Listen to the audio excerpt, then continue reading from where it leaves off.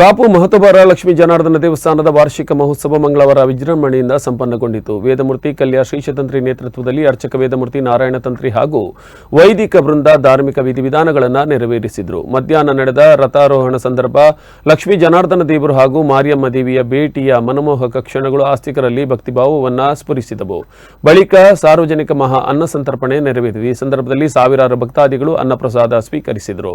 ರಾತ್ರಿ ಮನ್ಮಹಾ ರಥೋತ್ಸವ ಜರುಗಿತು. ಬಳಿಕ ಉತ್ಸವ ಬಲಿ, ಕಟ್ಟೆಪೂಜೆ, ಭೂತಬಲಿ, ಶಯನ ಇತ್ಯಾದಿ ಅನುಷ್ಠಾನಗಳೊಂದಿಗೆ ಮಹೋತ್ಸವ ಸಂಪನ್ನಗೊಂಡಿತು. ಈ ಸಂದರ್ಭ ದೇವಸ್ಥಾನದ ವ್ಯವಸ್ಥಾಪನಾ ಸಮಿತಿ ಅಧ್ಯಕ್ಷ ಮನೋಹರ್ ಎಸ್ ಶೆಟ್ಟಿ, ಕಾರ್ಯನಿರ್ವಹಣಾಧಿಕಾರಿ ಅಶೋಕ್ ಎನ್ ಕೋಟಿಕರ್, ಶಾಸಕ ಗುರ್ಮೆ ಸುರೇಶ್ ಶೆಟ್ಟಿ, ಮಾಜಿ ಸಚಿವ ವಿನಯ್ ಕುಮಾರ್ ಸೊರಕೆ ಸೇರಿದಂತೆ ಅನೇಕರು ಭಾಗವಹಿಸಿದ್ದರು.